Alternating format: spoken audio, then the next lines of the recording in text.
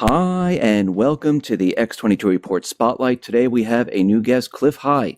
Clif created the predictive linguistics system. He's the creator and owner of halfpasthuman.com.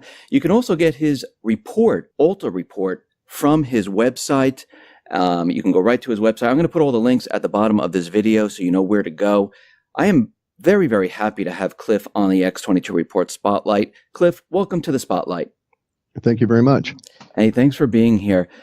Let's just start off explaining what predictive linguistics is and what you actually do with the information that you get around the internet. Just give a brief summary of what you do. Predictive linguistics is an art or a science or a hobby that I invented in the early 90s. It is based on the idea that all humans are psychic and that most of us are unaware of our psychic impressions at any given time, and that these psychic impressions wish to come out, and that they do so through our brain, forcing us subtly to make different changes or to choose different words than we may not than we would have otherwise. Humans in English have a tendency to have about 100,000 words internalized, but any given year we might only use 15,000 or less, and in any given week, week after week after week, our selection set that we would normally use might be, say, anywhere from 1,500 words to maybe 5,000. And so, and then the outliers is what I was interested. Why did a particular person choose this word at that time when when their normal habit was to use a different form or expression? And so I came across this idea, and then the internet really started developing with HTML coming out of CERN in '93. And I was right there at Microsoft where it fired off, and we started playing around with Mozilla. And then I thought, ooh, this is interesting, and started, I was doing SQL database stuff and large-scale projects for some companies anyway, and so set up my own servers and started mining the net in '97 when I did my first run and aggregated all this information. My intent was, because I'd been struck dumb by a brilliant idea in the early '90s, was to follow up on that idea. The brilliant idea was, stock market does not care. It doesn't give a damn about fundamentals or any of this. It's all driven by emotion. And so I thought, and basically lunacy and fantasy. And so I thought, okay, if I can get a step ahead of that emotion and tap into the trend of the lunacy and fantasy and where it's going this particular day, I could make some money. That was my motivation on it. But I fired it off, and universe had me make an interesting mistake, because my first target, so to speak, was this thing called SUN, Stanford University Network, which was a hot stock in the '90s. And I was just going to see how it worked with that. The data came back and started spewing out all kinds of stuff about SUN, the big scary ball in the sky, and I was hooked. And I never went back to look at stocks after that. So I wanted to start off with the election. Now, you predicted that Trump, or your algorithm and your information came in that said that Trump was going to win. We know that the election most likely was manipulated in some way, but everything that you looked at said that he was going to win. Here we are after the elections, and we see that around the country, people are protesting right now. They're a little upset. Other people are happy. From your data, are you getting any type of information on the mood of the country or the mood of the government officials? What are you seeing right now? When I first started doing the runs that brought up this particular period of time, the dominant, everything I do is in set data sets. Each set is linguistic, so I don't get a chart or any of that kind of thing, but I have this critter I called the emotive reduction engine, where I assign values for emotions to words, and so I can get an emotional tone. And I use that emotional tone with this vast list of words that is the lexicon that supports the work. And I can get a dominant emotional tone, if you will. And so right at the moment, we're in a dominant emotional tone that will extend at least until the morning of the 19th of confusion. Now, the confusion is not about the election results, but basically about what it means, and in many cases, how it came to be. So we have confusion on one side where the manipulators of the markets, government, media, etc., just as they did in Brexit, had all of their technologies and their tools aimed at a particular outcome, and they are now confused as to how that outcome did not arise. But their confusion is not what our data sets pick up, because we're looking at a vast amount of aggregated data going towards a more social body or general mood kind of thing. And we're in a point of confusion where those individuals that were emotionally manipulated, desperate to see a particular vision fulfilled, are confused because it didn't occur. So imagine a situation, and it'll sound extremely harsh. Okay, I'll tell this everybody up front. It's going to sound extremely harsh if you were involved in this. But imagine a situation where the deep state, with all of its technology, including technology that is designed for and deliberately focused on mass mind control, was aimed at a particular form of a conclusion. They wanted a particular conclusion, which was business as usual, that was going to lead on a particular path to ultimately what they thought would be a limited nuclear war with Russia in the Middle East and in that area.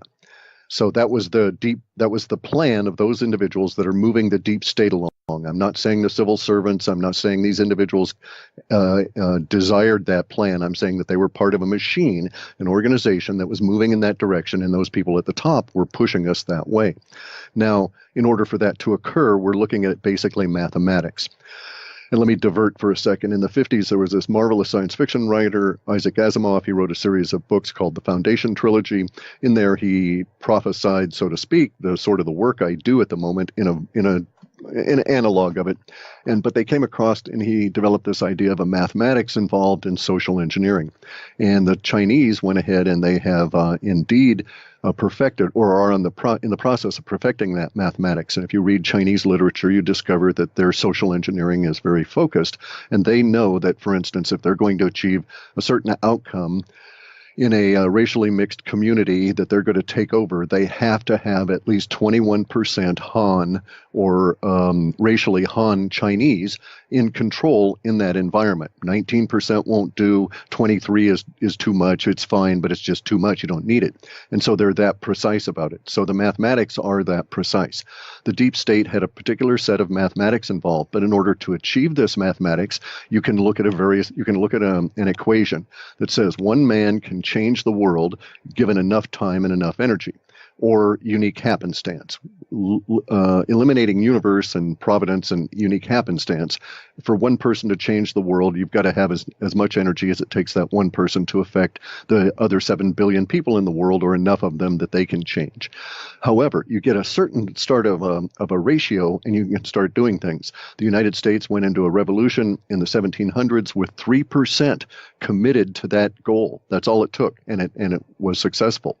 The powers that be, on the other hand, had a very different problem. They had to get a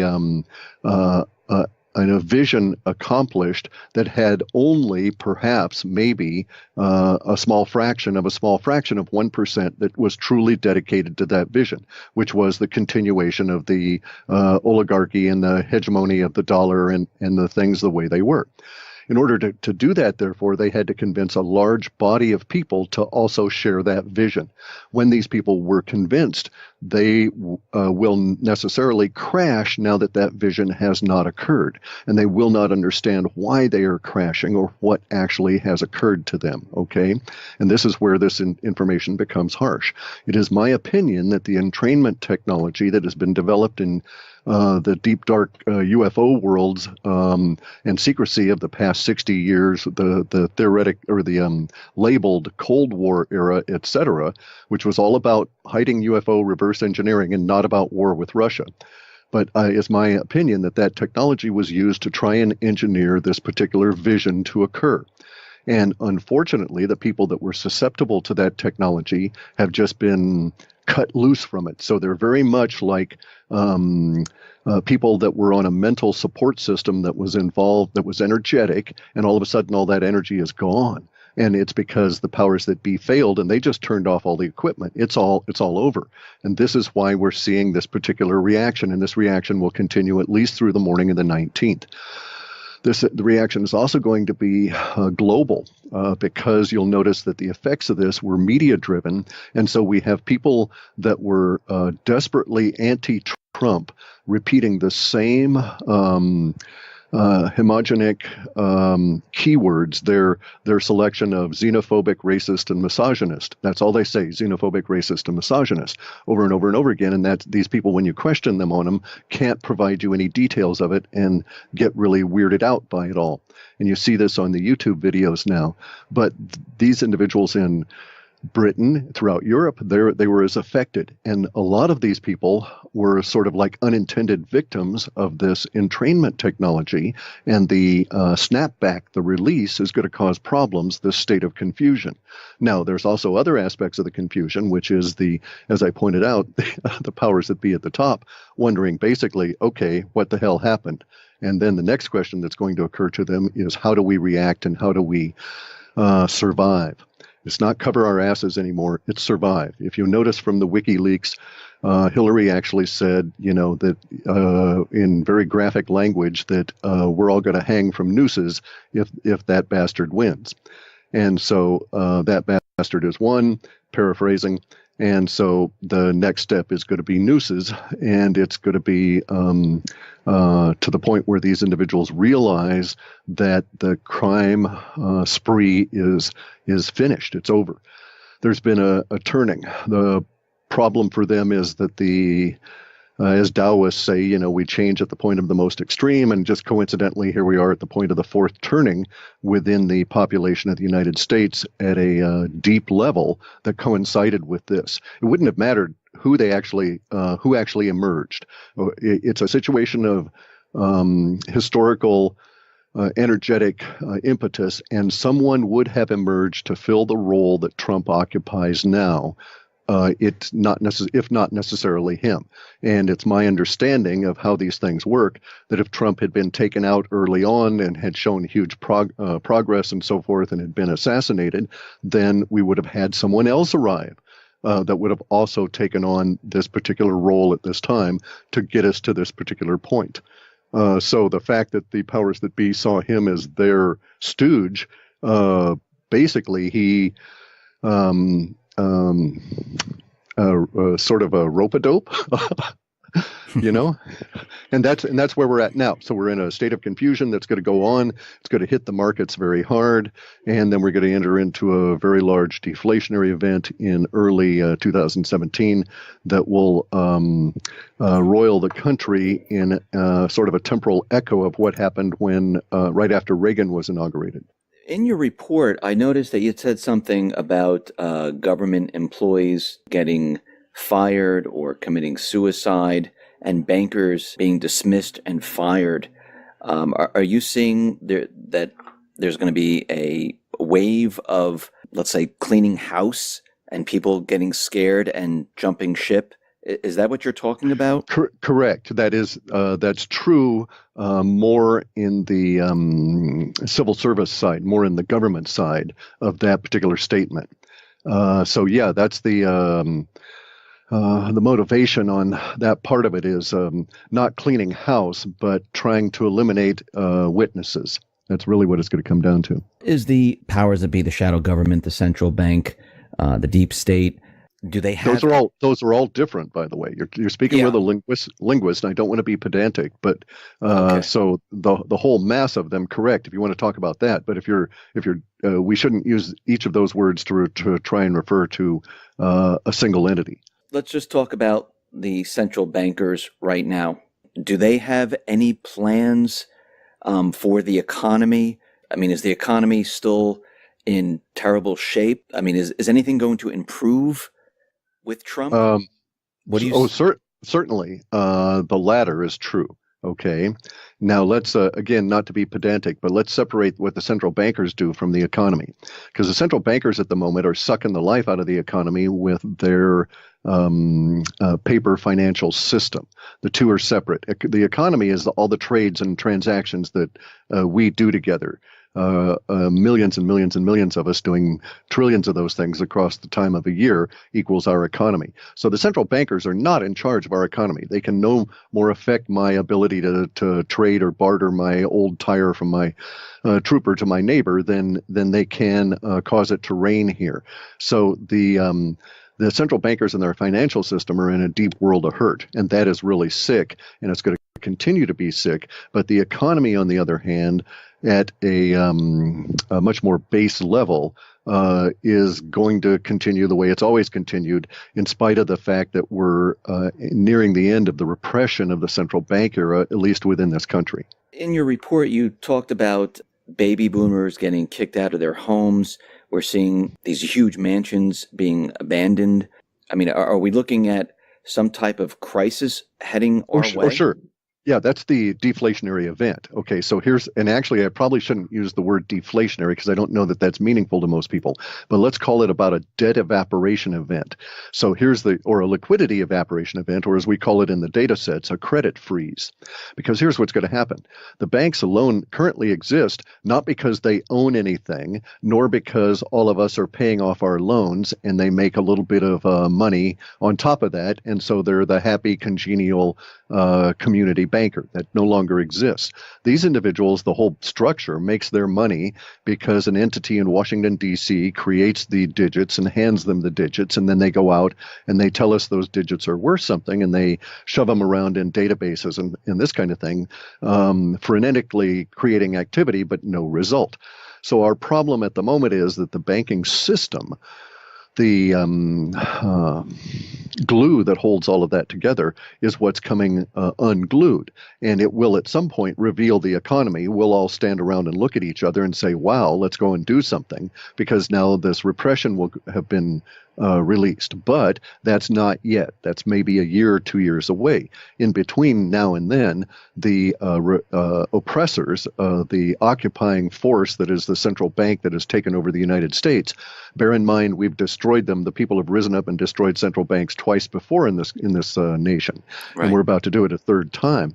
But before we get there, these guys are going to create vast numbers of these digits and do all kinds of manipulation and try and get us to all get on their side. And it's just not going to work. A lot of the confusion from, as you read from the report, is going to be within the upper ranks trying to figure out what to do and how to sell us into their next scheme. So here's the thing. We are dealing with sociopaths, all right? At the very top are the psychopaths. They're the ones running around that say, okay, you looked at me wrong, have him killed. All right, the sociopaths are the people that do the killing because they're afraid not to. But the sociopaths, being the people that do the implementation, are bound by their sociopathic nature. They require willing victims. Sociopaths are basically cowards. If you call them on it, they freak out. They don't have a defense mechanism inbuilt in their mental structure of the world, and they react badly. And so the sociopaths are reacting badly now because the willing victims are not so willing anymore. The vast majority of us don't buy their scheme anymore and are wondering basically what the hell's going to happen. Now, they are in a position of are going to have to try and sell us scheme after scheme after scheme. And they're in a position where they can't not do that. They can't just stop and say, well, we screwed up, guys. You all are on your own. We're going to go off and, go on a cruise to Acapulco or something while you guys figure it out. They can't do that kind of thing. They must continue because of the nature of what's going to happen. But here's their real problem. Every time they do something new, it makes more and more people fall into the camp of not buying their vision anymore. So it's truly beyond ineffective. It's now into generating their own demise. Some of them may be smart enough to realize this, but I doubt it. As you realize from what the data is saying in the reports, we have a very rough couple of years ahead as the central bank dies, and we have to get rid of it. The analogy I'm using with friends around here in emails and stuff is that the dinosaur is dead. The last of the living blood is just now passing through its little tiny brain, but it's going to take us a long time to shove the thing over. As we go through this, do you see like foreclosures in homes? Do you see people losing jobs? Sorry, let me go right to that point. Oh, okay. on your last question in the housing, as the central bankers dry up, they pinch off the flow of this free money to everybody, meaning the other banks, and the banks therefore will start instituting, as they did in the 1930s, this provision that's in all the contracts for houses that says, hey, we can call this note due if we need to. And that's really what it is. It's long and involved, but it's still in all the mortgages. And it says, at our need, we can make 100% of this mortgage due right now. They're going to do it en masse. That's how they took vast numbers of properties in the Midwest, vast areas of farming land that were aggregated into huge tracts and sold to corporations, were seized with that particular provision in 32 when the bonds went and the bond fiasco. Then we are right in the middle of another one of these bond fiascos, and it starts right away in terms of the need of the liquidity for the banks. So expect them to start trying to make as much in the way of profit or liquidity for their institution by property seizures early next year. In the 30s, it took them about 6 months to have something implemented. They may do it far faster now because they have the modern communications. Isn't this going to make people like really angry, calling everyone's loans, at the same time? People, I mean, we're going to see riots. If they we saw them in the 30s, and the military was called out to shoot people. This was the time in the 30s when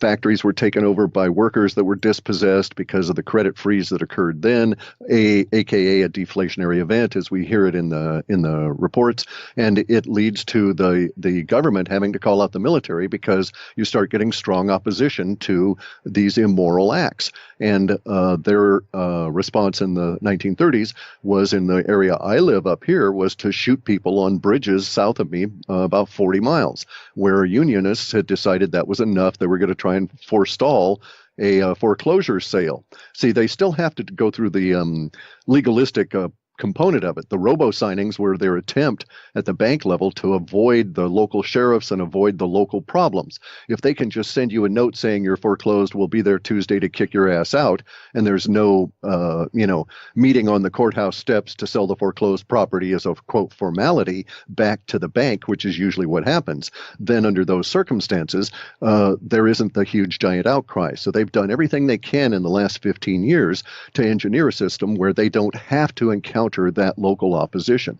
I don't know how it is in the East, but out here in the West, they haven't been very successful. And so they will get mass opposition. And that's why I say in the data sets, it's coming out about half of the people are just going to walk away, just acquiesce to this.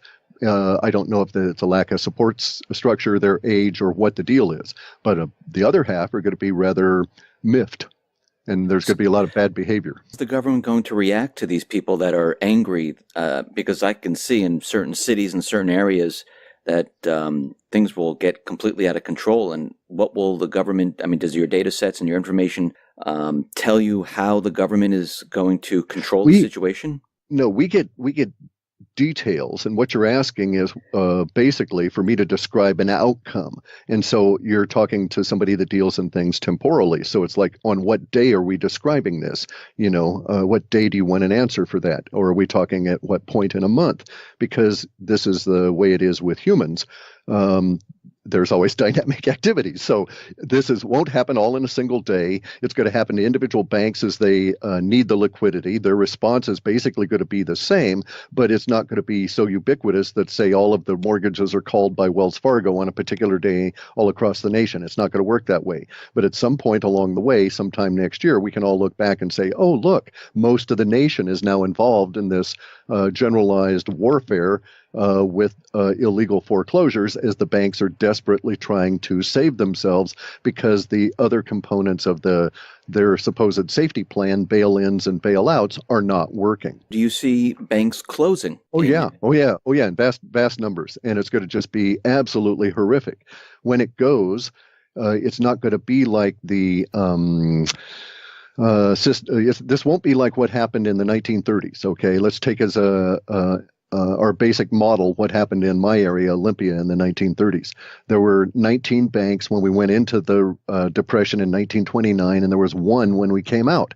So 18 of those banks and credit unions and savings and loans failed in that period of time from 1929, and let's just call it 1942 to say we were nominally out of the Depression here.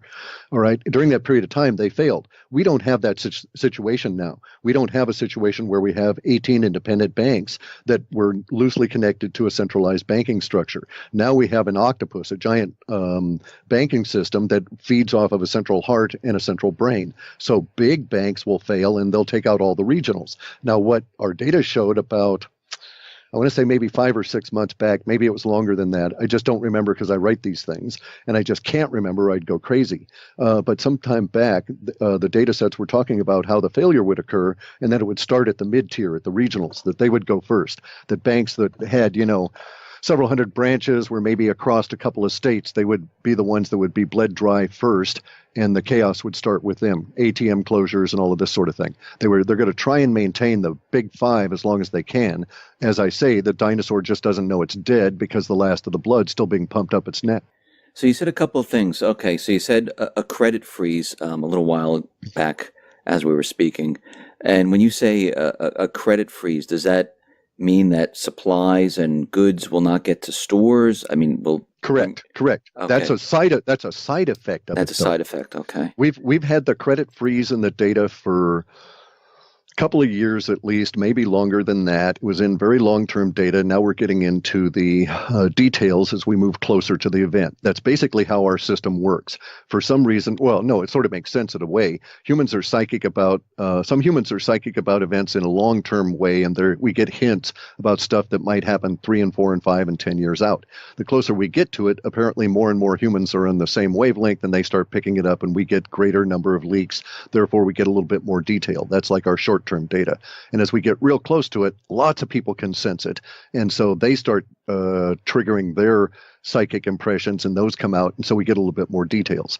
So that's sort of the mechanism by which it goes. So we've had credit freeze for a long time, and fundamentally, one of the major side effects that you and I will experience is what we call the just-in-time failure, the just-in-time supply system. You have to think of 1940s, end of the war. Peter Drucker goes to Japan. He creates in Japan because they were just destroyed. He helps MacArthur rebuild the country, and they decide on a model called the just-in-time supply system.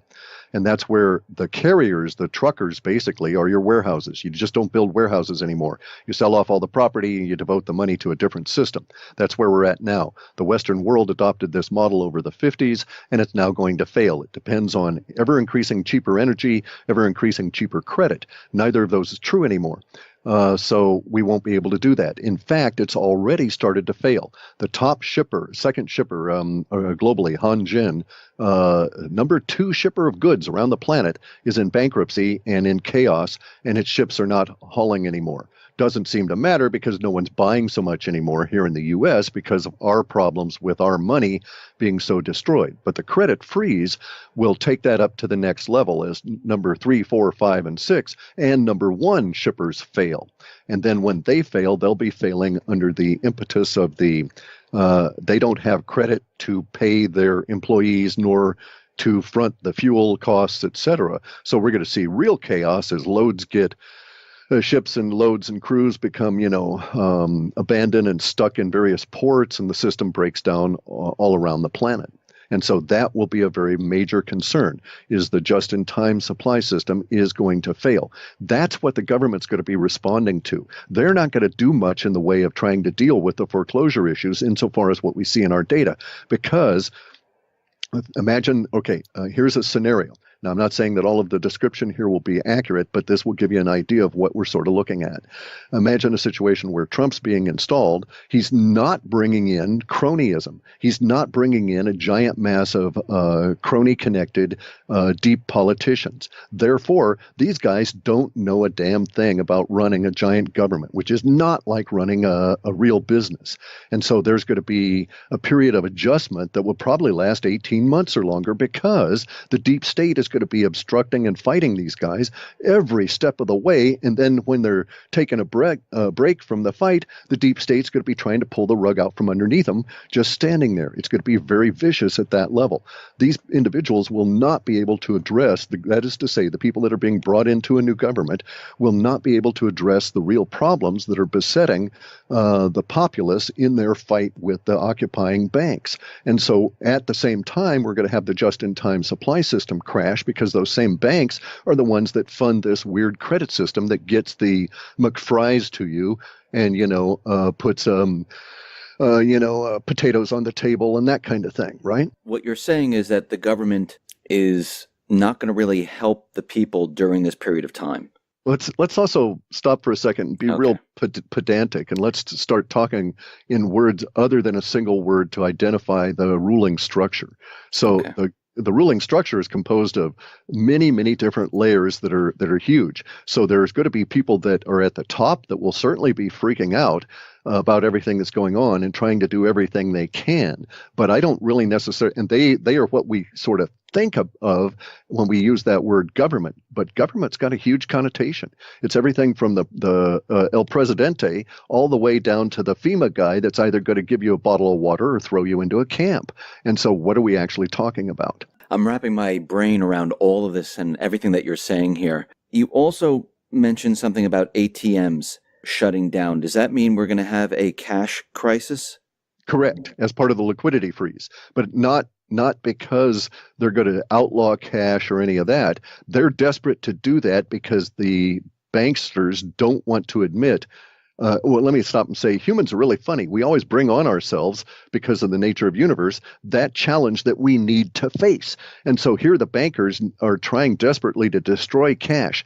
And if you have all of these people out on the internet that are offering ideas as to why this is the case, that they need more control, et cetera, et cetera, et cetera. And if you only have digital things, they can control you down to your nads and, pull you on the short hairs by threatening to do away with your bank account. And none of that is true, or it's all true, but none of it is meaningful. The bankers are trying to destroy cash as their part of the system because they're vulnerable to it. They're hugely vulnerable to it because there's only a little tiny bit of real money these days and a huge amount of derivatives on that real money that actually exists. And so the problems that they have are cash-based, but not the way we think. We're going to have a cash crisis, and it's because there is not going to be enough money, actual currency, circulating through the real economy to support their paper games anymore. They were trying to get us all to shift into their virtual sim world and play with their sim money 100% of the time and get away from the cash that really is the underpinning. If you look at this thing called base money supply, you see how vulnerable we are. We have a population that's hugely inflated. It's twice the size as it was in 1947. We have a debt structure that's perhaps 100 times inflated over what it was in 1947, but we only have 2% more actual circulating money going on in society, and that's where economy actually exists.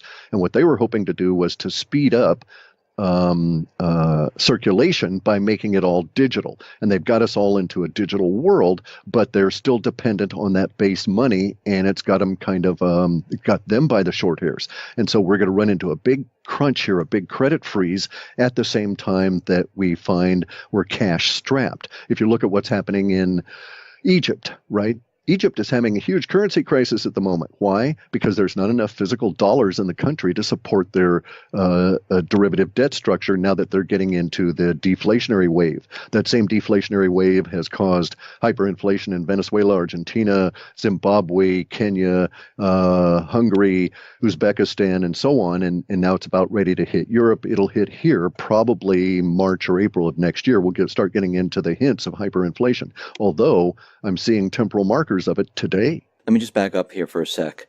Sure. You're talking about a cash crisis, ATMs closing. So for those people listening, will they be able to get cash out? Do you see that, are there going to be bank runs? Sure. So you're going to be And they'll be able to get cash out for a short period of time, and then the ATMs will be empty. Nobody will refill them, and people will drive around with trucks and chains and stuff and rip them out of out of the walls just to scrounge through them and see if there might be a buck or two in them, just like happened in Argentina. so people are going to be desperate to find cash because it's just going to completely I mean, what you're saying, it sounds like it's just going to disappear. Well, yeah, Because they can't get to it. correct. And see, here's what's going to happen.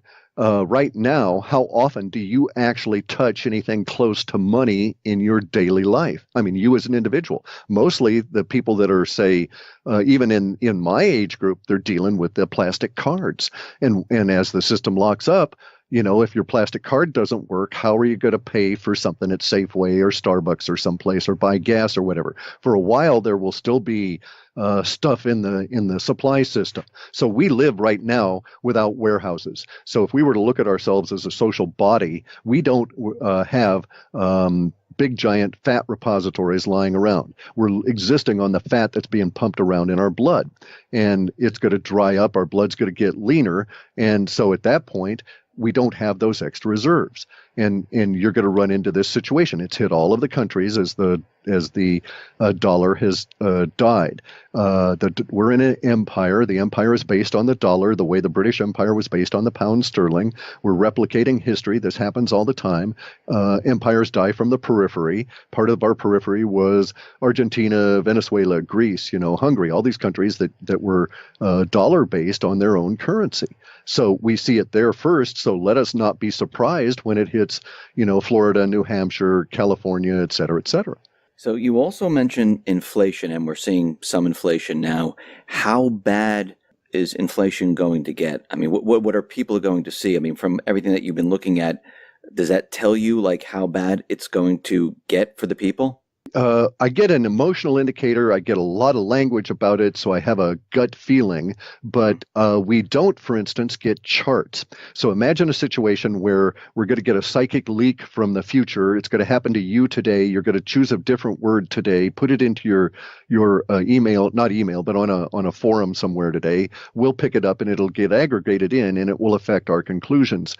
Well, the way that works in that chain, people sometimes, in a sense, you can imagine they're sort of like getting psychic headlines as to what's going to happen in the future. Most numbers in our system we throw away because the internet is basically entirely a numeric system. But linguistic numbers that float through for whatever reason, people typing out the number 30 or 13 or whatever in an appropriate fashion, an appropriate time to be swept into the data sets, that sort of thing does come through occasionally. So it's not like I get a price for a hamburger 2 years from now. I don't have that sort of thing for inflation. I do occasionally have what we might say would be impressions or whatever of screaming headlines. So imagine we're a year from now, actually in July, August, or September, or October, in that time frame. And there's going to be a giant headline that says Dow 125,000. So that gives you an idea. So what is the Dow today? It's at like 18,000 meaningless US dollars. Well, right. A year from now, it'll be 125,000 meaningless US dollars. But at that same time, that'll also be the price of an ounce of gold. Insofar as what our system is saying, it's not saying gold's going to be 125,000. It's saying that there's going to be parity about that time between an ounce of gold and the Dow. So if the Dow is up that high, inflation is going to be running massively rampant. Huge. Yes. Yeah. Yeah. And then, I mean, from everything that you've been telling us, to me, it sounds like the government is going to have a major problem on their hands. You mean Trump and the people he brings in, or do you mean the deep state? Because they're going to have different problems. I mean, let's talk about Trump and the people he brings in, because people are going to be screaming and yelling, and most likely, I'm thinking they're going to blame him for what is happening, because we don't get that in the data. We don't have that component of it. Yeah. Wow. Okay. We get the screaming and yelling. We get the riots. We get the rage. But okay, now I've got to be circumspect here, okay? And I'll tell you that up front, that I've got to be restrictive on what I talk about because there's a lot of crap I don't know about how my own system works, and I have to be careful not to break it. The very first time I ever made a public announcement about anything was about the pending 9/11 attack, and within days my system broke down because of giant circuitous references I had never anticipated. As people started talking about it ahead of the event, and my own system started picking it up its own stuff. So I've got to be very careful about what I get into. However, there's going to be a certain series of events that are forecast in the data that will pick up sometime, say around December 15th, that will run through next year, that will have a, let's say, a counter, they'll be the other side of the teeter-totter emotionally, and will draw our emotional focus that way, as opposed to everybody blaming the new crew for the meltdown. So on the deep state end, they've got serious problems, really serious problems. Now, the deep state, we also have to identify government as being split into the people at the top, the political people, whether they're stooges of the powers that be or not. And then we've got entrenched civil servants. We have the shadow government that basically runs the entrenched civil servants, and the deep state is the entrenched civil servants, including military and including all the subcontractors, okay, that are at that level. But then there's that deeper part of it all, the secrecy part of the government that is all 60 years of back engineering UFOs and their subcontractors, and they're really good about their secrecy, so we only get vague hints about what their issues are. But the deep state is in a real problem, because they're going to face this purge as the emotional teeter-totter gets moving back and forth in the dynamic few months ahead of us. And at the same time, the deep state is also going to be reeling as their individual people, that the cogs in their organization come under the same influences as the rest of us. So at some point, for instance, local government fails because people just say, well, I can't live on this fake money anymore. No one accepts it, or I'm not being paid. My digits don't come here, or once I've got the digits, I can't get them out. So what's the point? I don't enjoy my work so much that I'm going to go and do it for months without getting paid. And we saw the reverse of that in Greece, where people kept going and going and going. And we saw it in South America, going and going and going. As their currencies and their countries were going down the tubes, the civil servants stayed on for months. And it was the same as in the Weimar Republic. But in all of those cases, there were countries on the outside, on the border, that had more or less sound money. And so that sort of propped up the system. And there was an expectation of business or work as usual. That will break down very quickly here.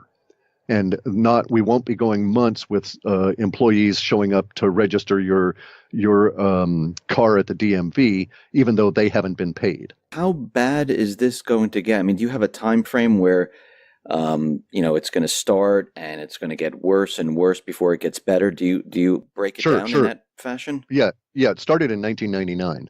Actually, it started in 1972 when Nixon took us off the gold standard. So, but yes, we have. I have an emotional progression at a finer level that shows the emotional tone of the period as it goes up and down, and so on. So I've got some idea of some of the spikes we're going to run into and these sorts of things. But that's a forecast of what the emotional tone will be like, not individual events or something that may be causing it. The system is very much Rube Goldberg in that sense, that we don't have a complete painted picture. There's a palette here with a few things, and there's a brush and these kind of things in it. So we just have to make do with what we've got. It's going to get extremely bad, but it's going to depend on where you're at. Relative to that in the U.S., some places are not going to do so bad. Hawaii won't do so bad. Guam won't do so bad. A lot of places will be abandoning military bases. We won't have the money to bring them back. That part of it's going to happen really suddenly, and so it's going to cause real problems. That's been in the data sets. Since like 2007 or so, and we're getting into that time when all this will occur. There's this book out written years and years and years ago. I don't know the guy's names or anything, but the book was called The Fourth Turning. And it gives a sort of an idea as to what we're going through in a broad stroke, because what's actually occurring at a social order is that our society is changing. It's changing, and there was an attempt at that moment by the powers that be to cause a change towards their vision that we had discussed earlier, because when something's in motion, it's easier to make it shift than if you've got to lift it up and overcome the inertia and all of that. And so they were taking advantage, they thought, of this particular time of emotional turmoil. They had all the technology that they'd reverse engineered from the space alien ships, all this sort of thing, their entrainment technology. They were all set to go, and it failed on them, and they don't understand why. So their confusion is going to play out in their interaction with each other and with the remnants of the control structure of the deep state. So now bear in mind, all of these people that had been working for the criminal class, that had been doing evil acts, now know they're at risk. They now know they've got to be scrubbed in order for those criminal class to get away. These people don't want to be scrubbed. There's a whole lot of them. So there's going to be a lot of people talking. There's going to be a lot of people that feel their best interest is to be a whistleblower or to, confess their crimes, that the people above them get nabbed and not them. There's going to be vast quantities of confusion. So if we describe government, we're not talking about a cohesive whole in any way, shape, or form. We're going to be talking about a dynamic, a massive movement. In my last report, the conclusion was titled that chrysalis begins with dynamic motion. And people think of, a caterpillar cocooning itself and coming out as a butterfly or a moth is really a neat thing. And they just sit there and something happens underneath the cocoon. But what they need to understand is that cocoon has to exist ahead of time. You've got to create that. And if you've ever seen a caterpillar or a worm cocoon itself, this is the most strangest dynamic motion you've ever seen, as they try and wrap their bodies with this silk over and over and over again from within inside the silk as they're doing it. So that's what we're going to go through. The data sets are basically showing that the U.S. is going to hit a 10-year to 12-year period very similar to what happened to the Soviet Union, and that we will be transformed in this process as we come out of our own form of revolution against a control structure that has existed far too long. And the population underneath is changing. The cool part about that change is that the nature of the people at the operational level of society will change. It won't be all these bloody lawyers anymore. We're just going to get rid of this whole mindset. We're going to go back to people that do things, engineers and builders and that sort of thing. Clif, thank you very much for being on the X-22 Report Spotlight. I really appreciate it. Once again, how can people get your report? halfpasthuman.com. We bring them out about once a month. I was going to try and do a mid-month report, but I just don't think I'll be able to get to it this month. Clif, once again, thank you very much, and I really appreciate it. Thank you.